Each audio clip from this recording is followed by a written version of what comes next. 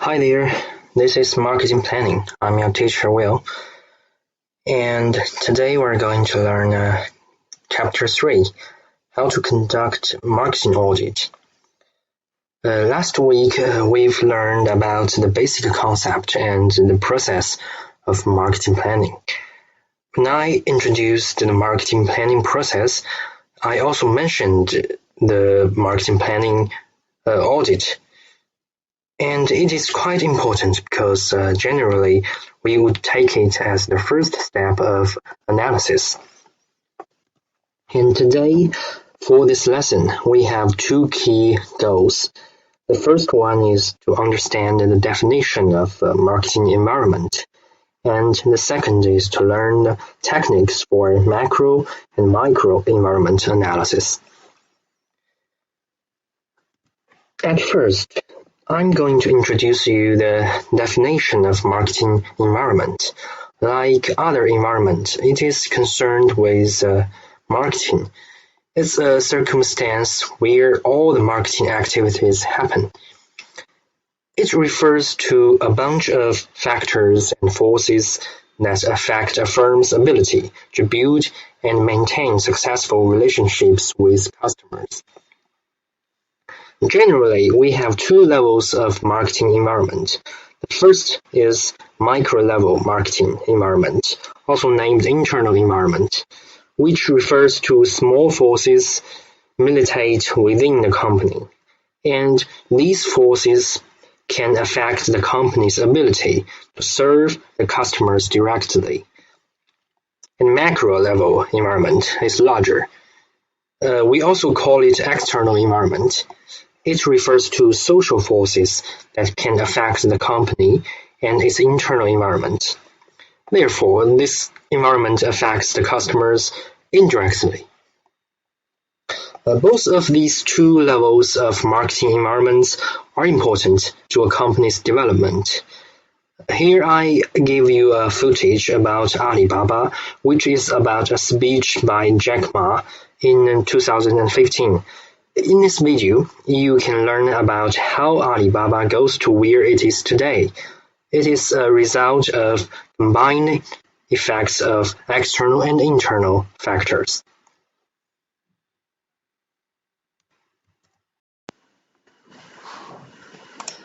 I'm so honored. I never expect there's so many people coming here to listen to my talk. And when I sitting there, I feel so important. Thank you very much. Before my talk, I would like to ask how many people here have used Alibaba services? Good, not many. And how many of you have here have never been to China? Never been to China. Good, thank you very much. Well, 20 years ago, I came to America.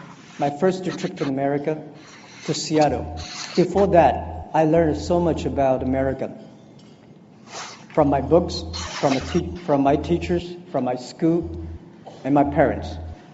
And I think I know enough about America. But when I came to America, I saw totally wrong. America is not what I learned from the books.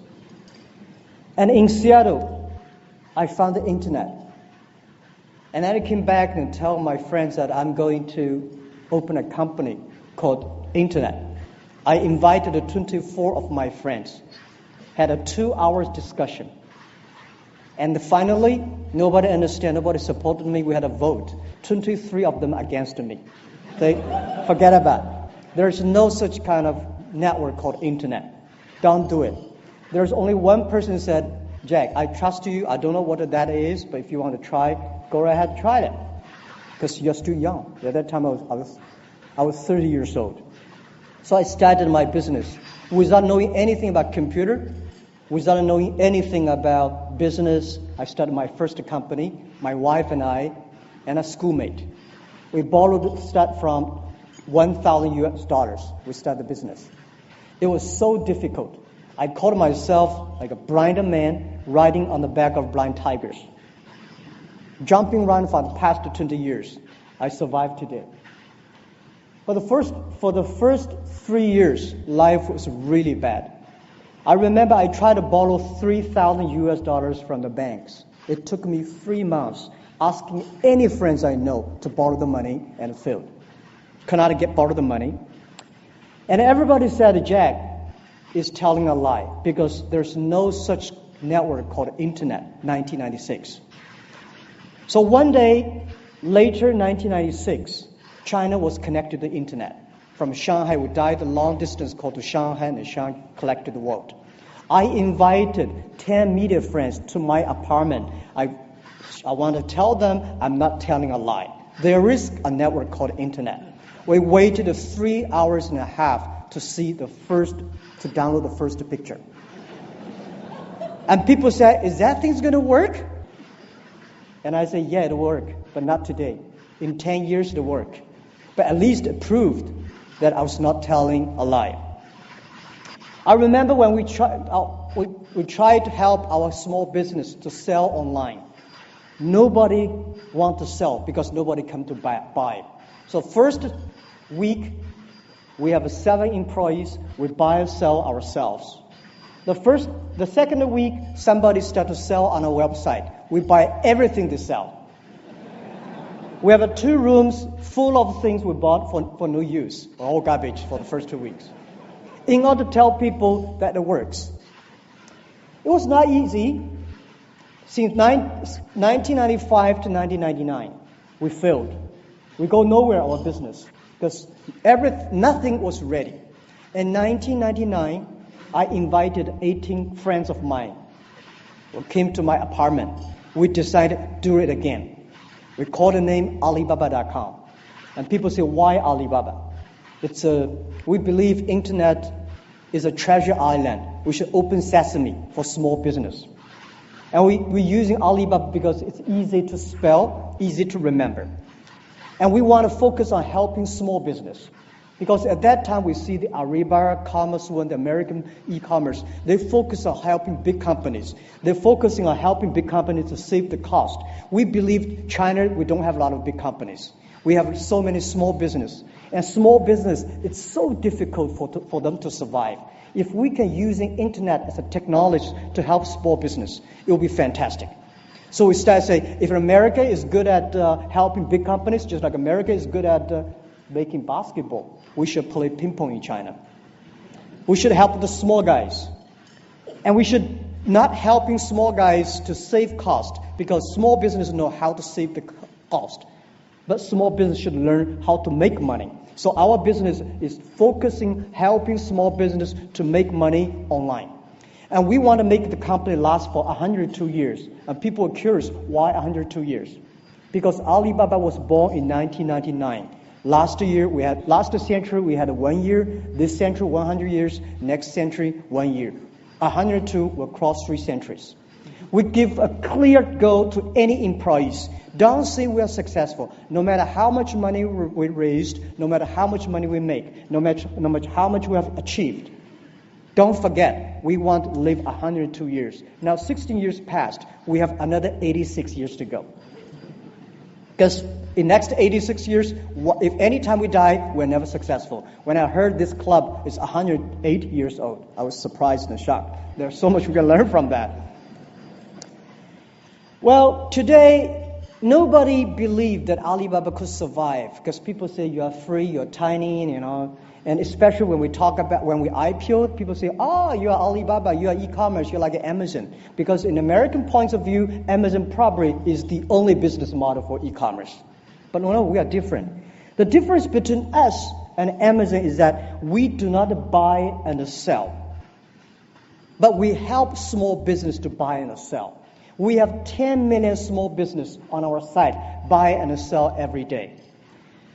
And we do not deliver our packages, though we have more than 2 million people help us to deliver over 30 million packages per day. We do not own warehouses, but we manage tens and thousands of warehouses for other small, medium-sized delivery companies. And we do not own inventories. But we do have more than 350 million buyers. We have more than 120 million buyers coming to shop every day on our site. And also, we sell our sales last year was 390 billion US dollars. And this year, possibly, we are going to be bigger than Walmart globally. And Walmart managed that size of business have more than 2.3 million people. We grow from 18 people to today 34,000 people.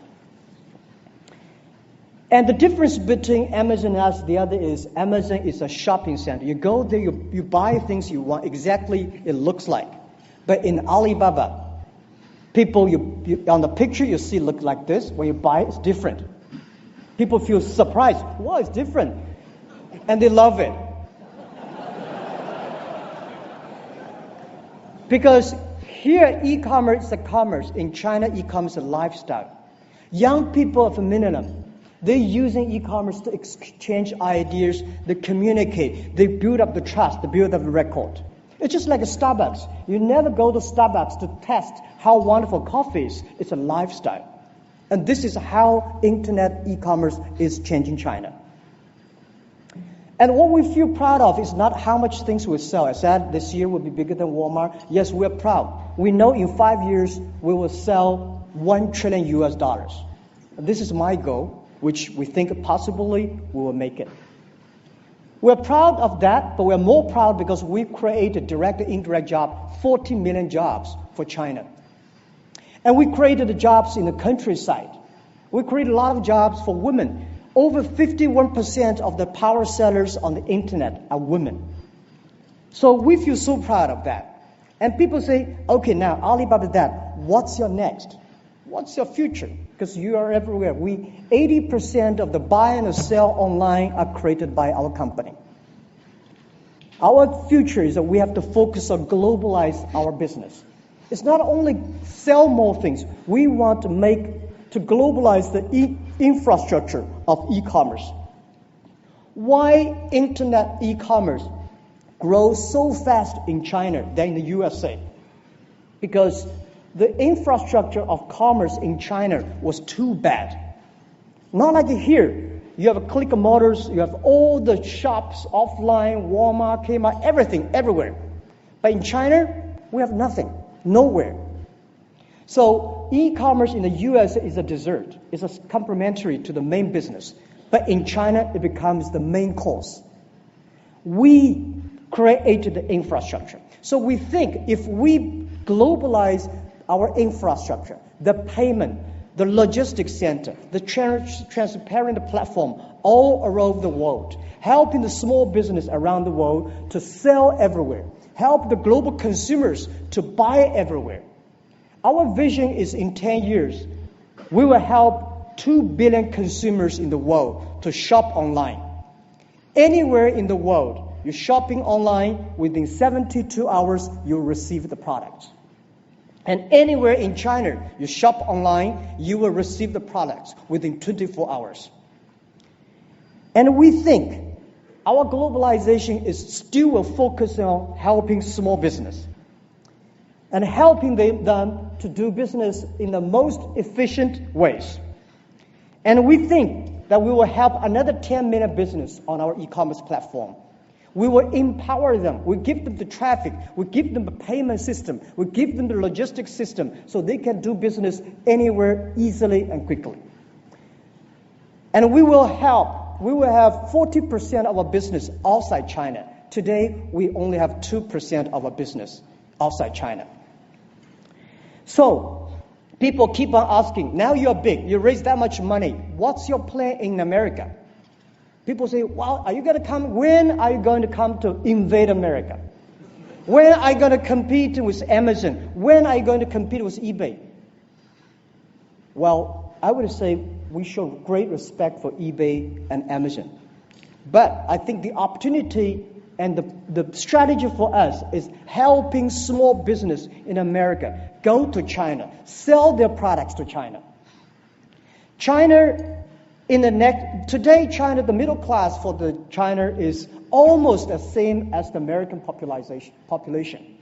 And we think in 10 years, it will be more than 500 million Chinese people will be middle class. The demanding for middle class The demanding for good products, good service was so powerful, so strong.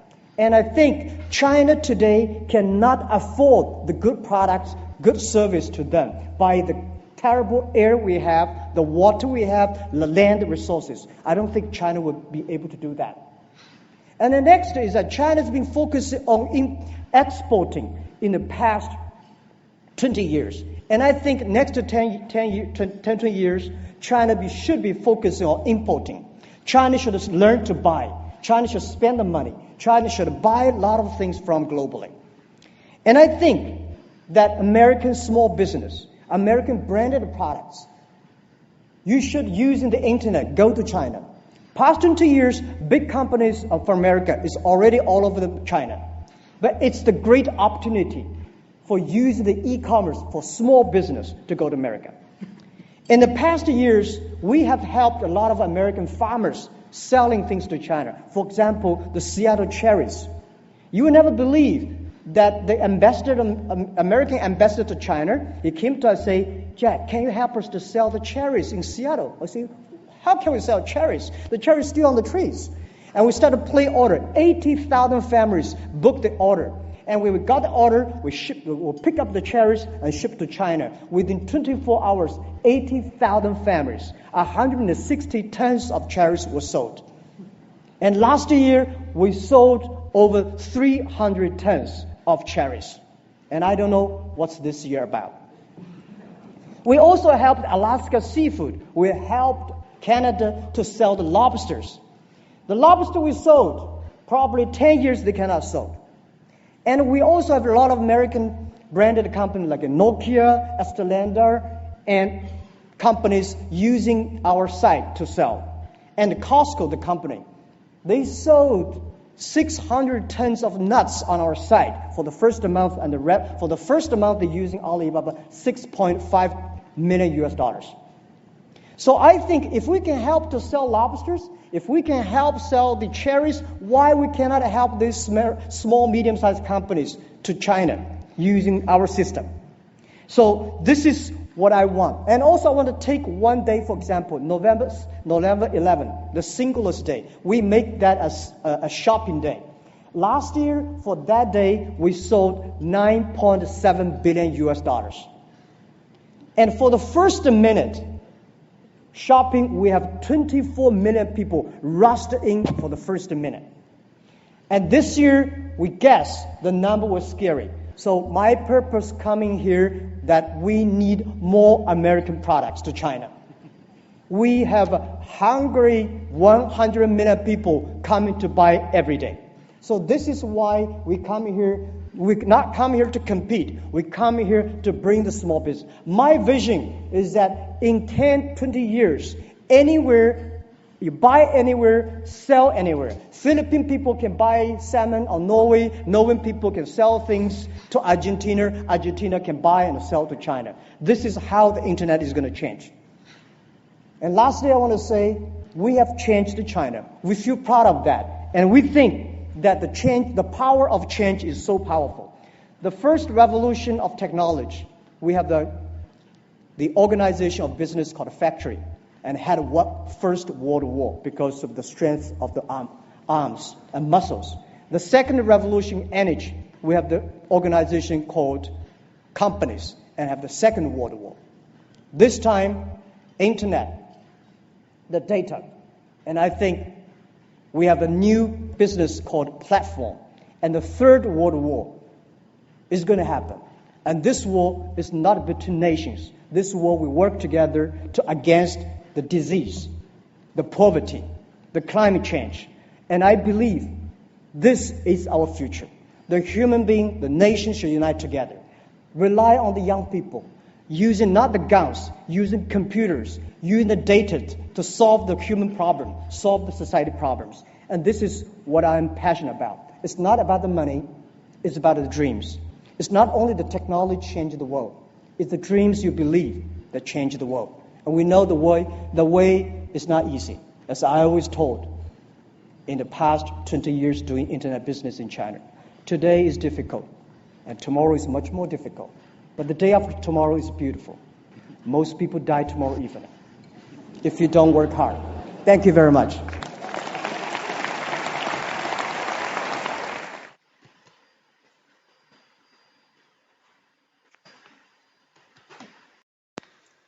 Okay, there is quite a lot of information we can learn from this video. For example, at the beginning in 1990s, almost nobody believes in Jack Ma. Everyone took him as a liar. It is quite unfair from the present perspective, but back then, it was obviously ridiculous because no one could even imagine how the internet would affect our whole society like it does today. I'm not sure if you remember the detail mentioned by Jack. He said in 1996, downloading a picture on the internet almost took 3 hours. And today, even downloading a movie with gigabytes wouldn't take too long, especially 5G is coming right soon. And the data mentioned in the video would be totally unbelievable for people who lived in 1990s. If you went back to 1990s and told someone that in the near future, almost every young person would sell and buy online, of course he or she would think you were crazy.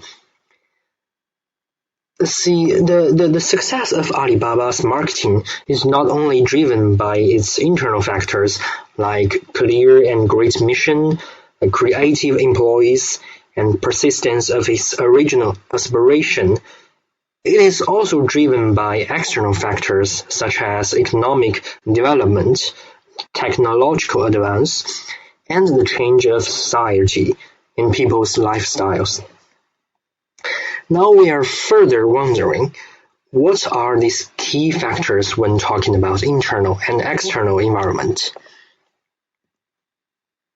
Here I show you a pie chart with several important factors to describe microenvironment.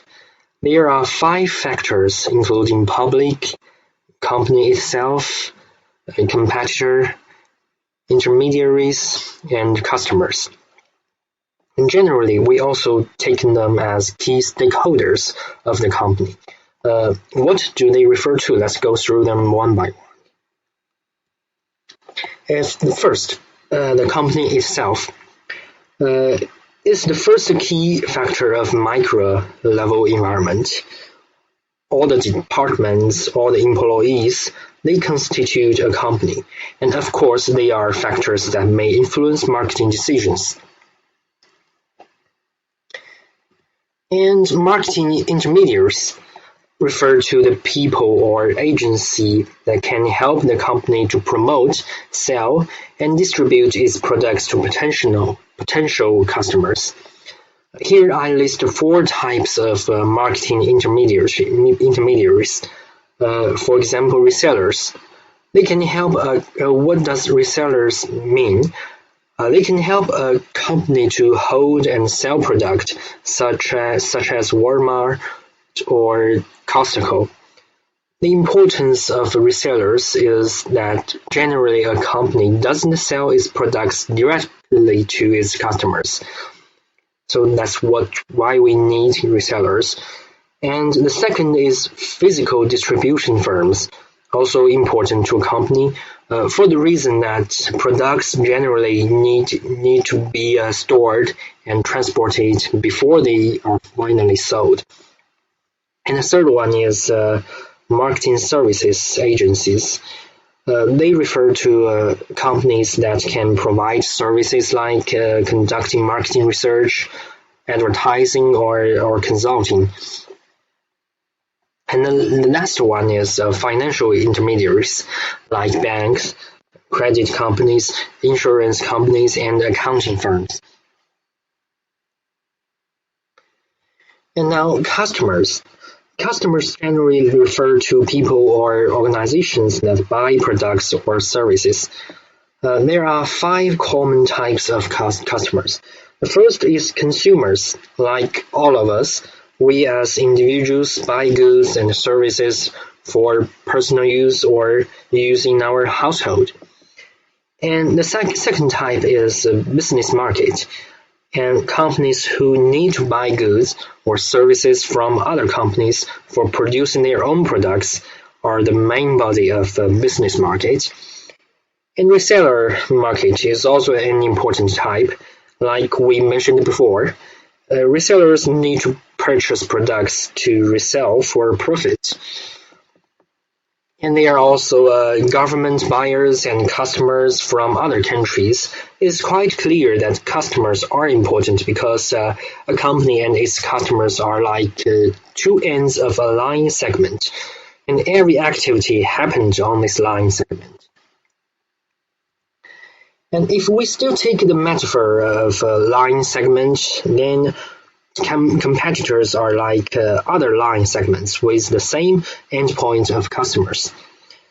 We've mentioned several times about competitors before, like a company must proactively think about how their competitors would react to its own marketing strategies. And the strategies are made for gaining more customers than their competitors. And the last factor of a micro-level environment is publics.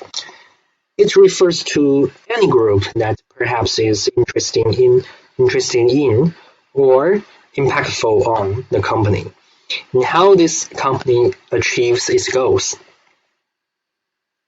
There are a lot of sources that may be public-related factors. Here I list several of them. For example, banks and credit rating agencies as financial publics. Traditional and new media like newspaper and social network as media public. Also, government could be one important public-related factor. Moreover, there are other types such as citizen action publics, for example, NGOs and NPOs, non-government organizations or non-profit organizations, focusing on environmental or minority interests. Like in America, there is a second largest fried chicken fast food company called Chick-fil-A. Its conservative standpoints about gay people are aroused great anger of many NPOs caring about basic human rights of gay people. So it's kind of public citizen action publics. And as for other types of public-related factors, I wouldn't spend more time on them. And if you are interested in them, please check this slide later. And we are moving to the next part. Now we are talking about macro-level environment. Also, this pie chart shows us 6 factors of this level, including cultural environment, demography, political environment, economic environment, technological environment, and natural environment. Still, we are going to go through them one by one. And the first is demography. This term means that all the variables about the population, such as age, gender, race, and so on. With demography, we can clarify the targeting market by dividing market segments easily. An economic environment refers to the level of purchasing and trading, which can further reflect the consuming ability of local people. And the natural environment is easy to understand, and it includes all the natural resources that a company is embedded in and can use for marketing activities. Technological environment now is more and more important for a company. Back then, we could say among all these macro-level factors, it's hard to figure out which one is the most important one. But today, we believe it's quite clear that at least technological environment is the fastest changing one. There is a saying in China, science and technology are the primary productive forces. Because the change of technological environment can further causes bigger change in a lot of things. For example, there have been 3 times of industrial revolution, and every time there was a huge change for every part of enterprises, including how people conducted marketing activities. So I'll give you 2 examples here to help you understand the importance of technological environment. The first is Kodak. Perhaps young people don't have too many ideas about this company. Now I can show you a footage about this former giant.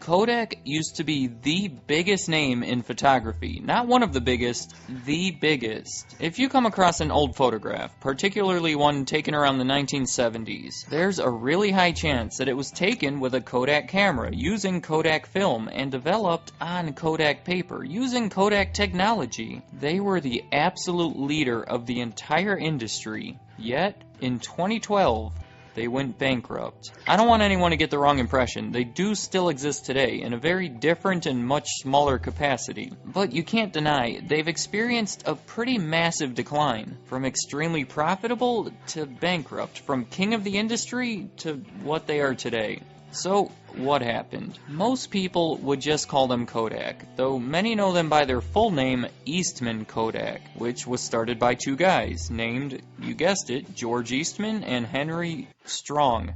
You thought I was going to say Kodak there. Kodak actually isn't the name of a person, like you may think. Does anyone know where the name Kodak comes from? I would give you a second to think, but you wouldn't come up with it. It doesn't mean anything. George Eastman just thought it was a good sounding name. He saw it as a unique word that's hard to mispronounce. Plus, he just liked the letter K. It just shows how names don't always need to have meanings. Sometimes it just has to sound good. Kodak.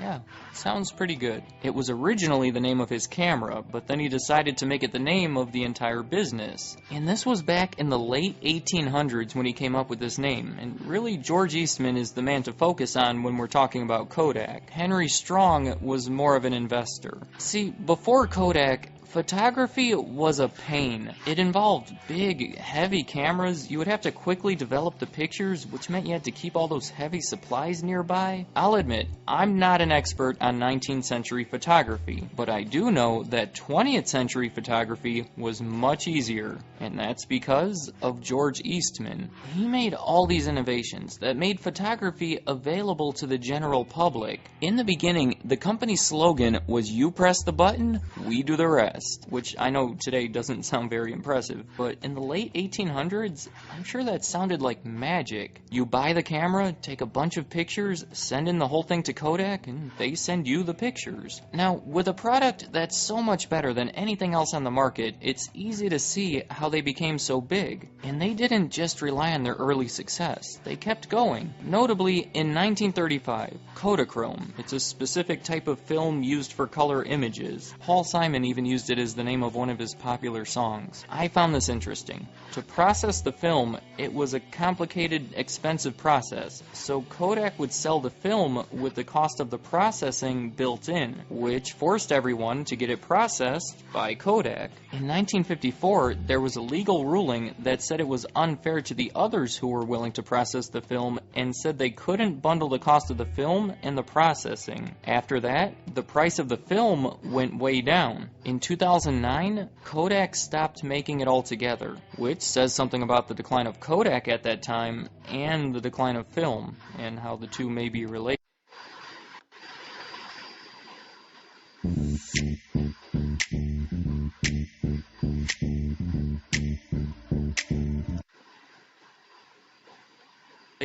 Kodachrome was just one of many significant ways Kodak contributed to the industry. I already said that in the 1970s, Kodak was practically synonymous with photography. In 1976, they had an 85% market share in cameras and 90% market share in film. They were so dominant that it was unfair to the competitors. They had a great marketing campaign too, with the term Kodak moment. It was used to refer to any moment worthy of a photo. Someone gets married, that's a Kodak moment. You get a new car, that's a Kodak moment. Anything you want to remember. People tend to take photos at emotional times, and Kodak found a perfect way to capitalize on that. With that little two-word phrase, people associated the Kodak brand with life's meaningful moments. This was a very successful campaign. If you're too young to remember it, go ask someone who's older. They'll know all about it. Everything was so good for so long with Kodak, and we still have the question of how did they fall so far? Here's a graph I made showing their sales for the 20 years leading up to their bankruptcy.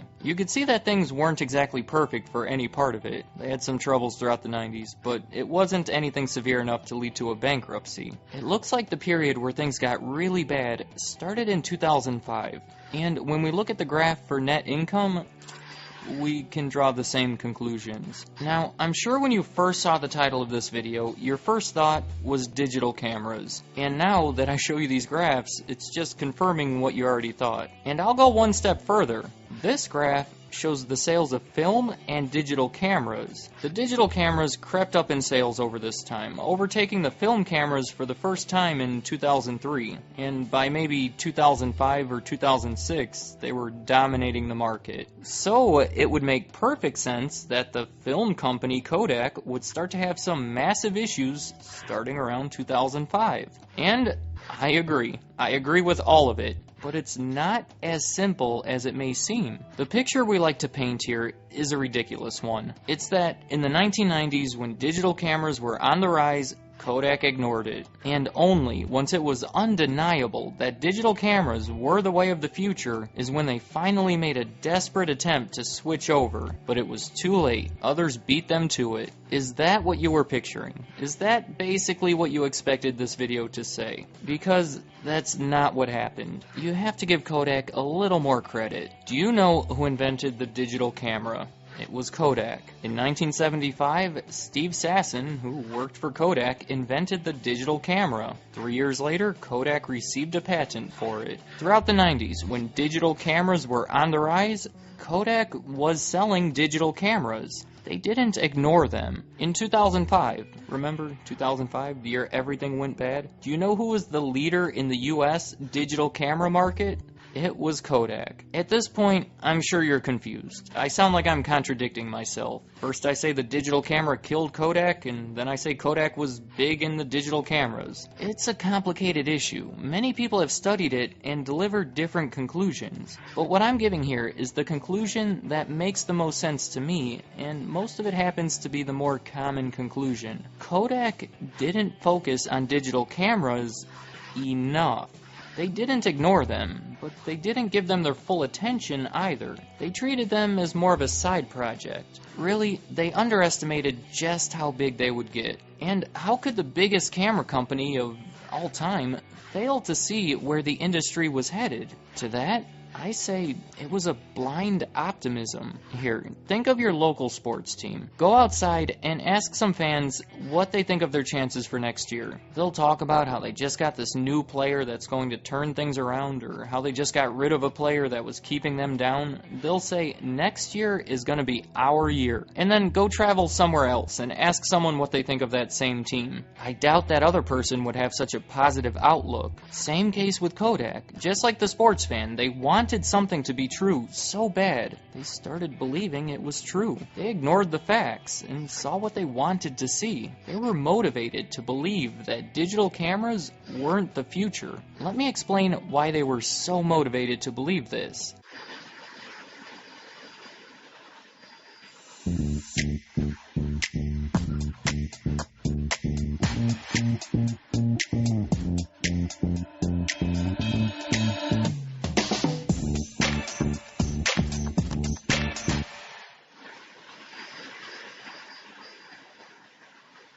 For one, they knew about film. They were experts. They had 100 years of experience. They perfected all the processes, even invented most of them. They were producing some of the best stuff at the cheapest prices and had one of the most trusted names of any industry. And film is how they made their money. They hardly made any money from the camera sales. They would just give away the cameras if they needed to. Those were just things people needed to have before they would buy their film and the prints. With digital cameras, no film, and in many cases, no prints. The thing that made them very little money was becoming the only thing people wanted. For Kodak, digital cameras becoming the industry standard was very bad. So they were motivated to ignore the signs and not give the digital cameras the focus they needed. Now, I said Kodak was the market leader in 2005, but it wasn't by much. They were no longer untouchable. They were now competing, just like everyone else. By 2010, they had a 7.4% global market share,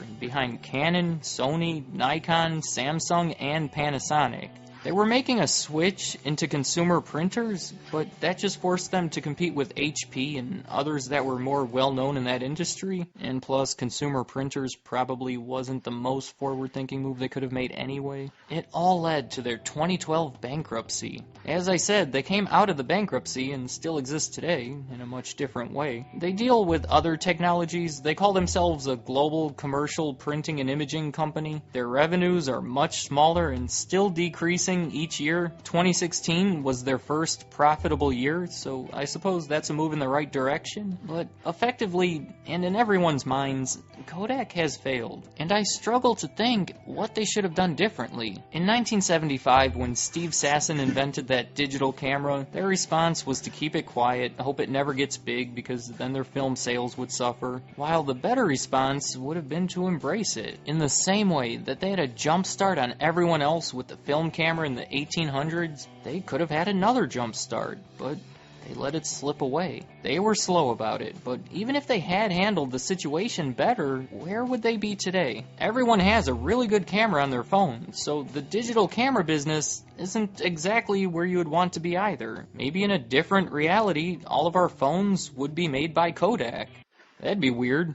Maybe we can change the way we perceive Kodak. Sure, they made some mistakes, and today are just a shell of their former selves. But they had a good run. They revolutionized an industry, and led that industry for 100 years. They did some great things for photography, and maybe it was just their time to go. What they did best was no longer needed. In today's world, it'd be impossible for them to exist in the same way. Down the line, I'd like to think they'll be remembered for their century of success and innovation and not their decades of struggle. Let me know in the comments, do you look at Kodak any differently after watching this? Do you agree with what I said about the reasoning behind their decline? There's many opinions out there, but most of them don't stray too far from what I presented. Other potential aspects of this include a lack of communication from upper to lower management, a mindset that they control the industry and people will switch to digital when they say it's time, and just a false sense of security. They felt untouchable when clearly they weren't. I recommend you do some further research if you want to hear more about any of those. It's a deep subject. This video could have gone on for an hour, but I tried to keep it to the more important parts and the core of the problem. Don't be surprised if you see more about Kodak on this channel in the future. But for now,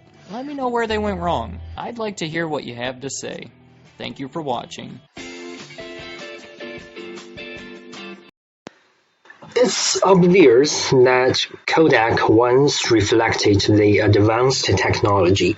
Even the new technology was invented by itself, but it was killed by this change of technological environment caused by itself. It's quite ironic, but never new. We can name so many fallen giants like this, for example, Nokia, GE, and so on. And speak of GE, give all my respect to Jack Welch. When I'm preparing this lesson, I heard the bad news that he just left the world, but all the treasure he left for management, practitioners, and scholars will last forever. Another example is from Deloitte. which is one of the big four accounting firms. Here is a video about financial robot. We can also learn that how technology changes the world all over the world.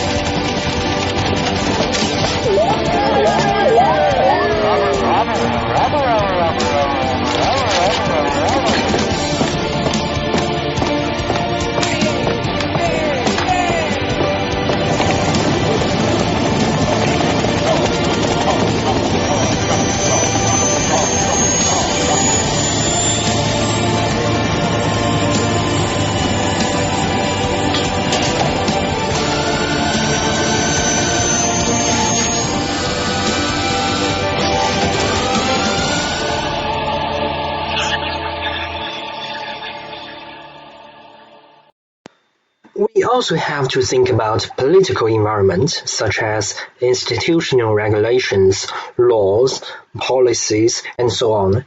I can give a lot of examples here, like internet companies who want to do business in China. There certainly are a lot of political factors that should be considered. It's all the same for Chinese companies who want to enter into overseas markets.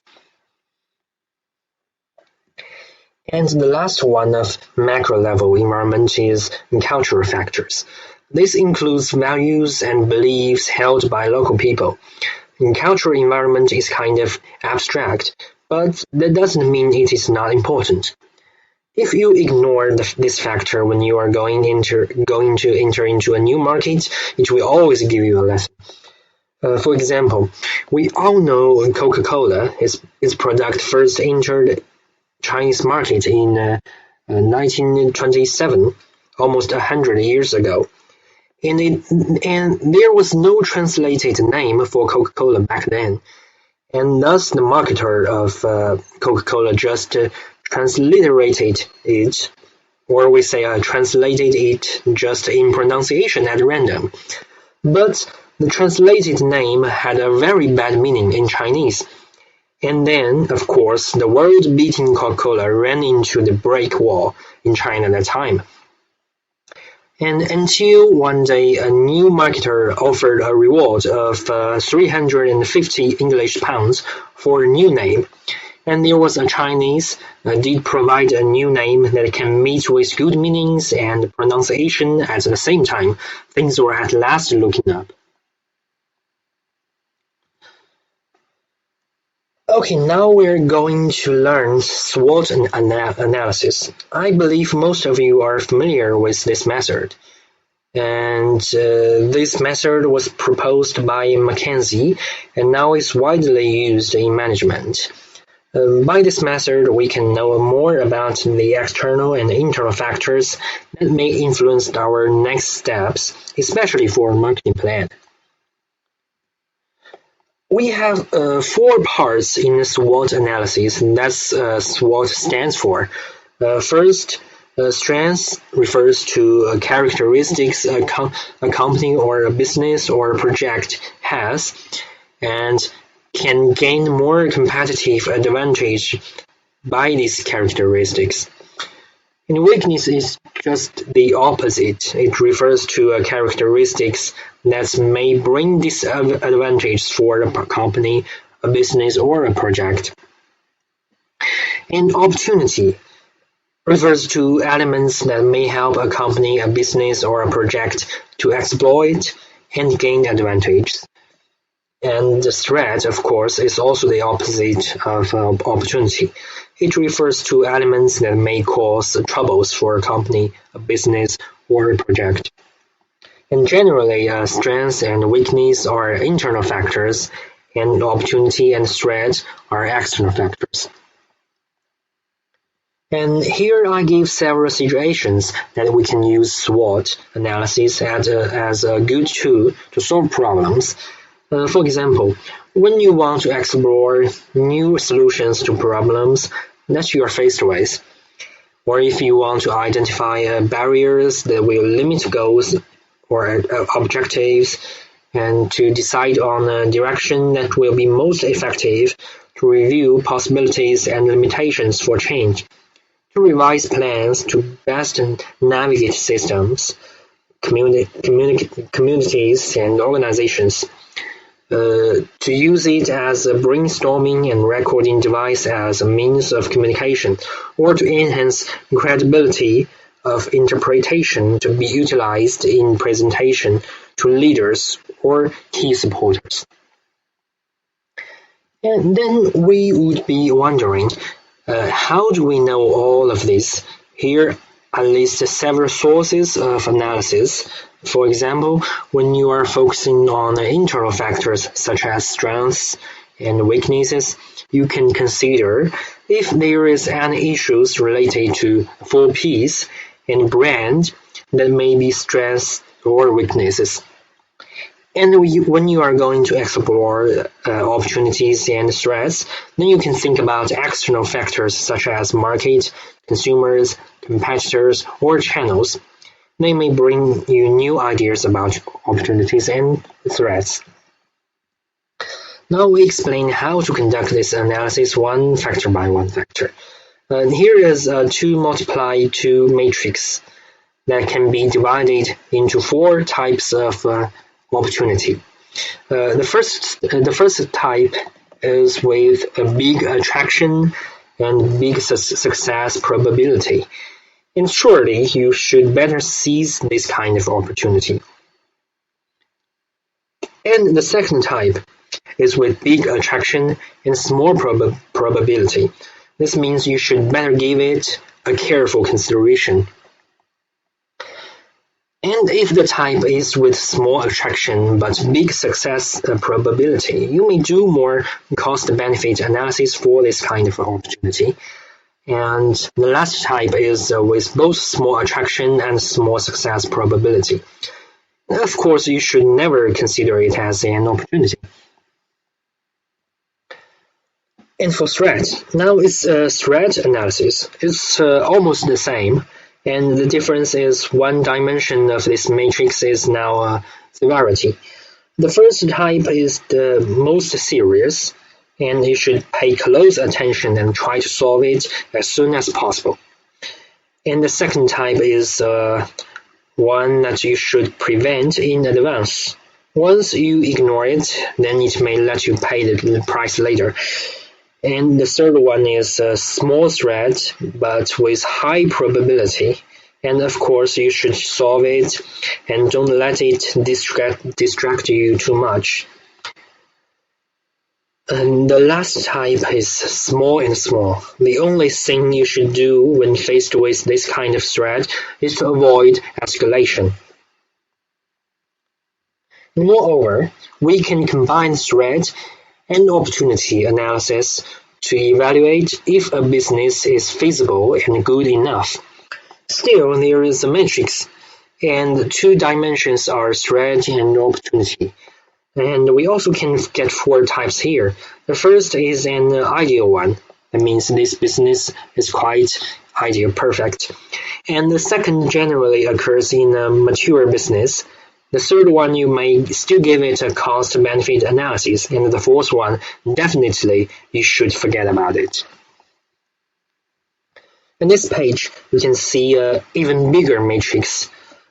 From this table, we should know that we will never think about those factors separately. All of them are interrelated to each other. And that's why we need a combinatory analysis. For example, we can combinedly analyze the strengths and opportunity, and thus we can know how to attack, how to compete with our competitors. And if we analyze the strengths and threats together, then we can get a bunch of strategies of how to defend. And if we think about weakness and opportunity together, we can then reinforce our attacks. And of course, if we think about weakness and threat together, then we can know how to reinforce our defense. The page is definitely about how we should use the results of a SWOT analysis. Okay, now today we have just finished the lesson of Marketing Audit, Chapter 3. Now it's time for your homework. I hope you can finish this task with your team members. And this homework needs you guys to conduct a SWOT analysis about Ningbo University, where you're studying now. Please send it to me in the form of PowerPoint. And the deadline is 11th March, next Wednesday. Everyone in the team should list your division or contribution to the homework in the PowerPoint. Okay, that's it, and good luck. If you have any problem, please contact me by WeChat or email.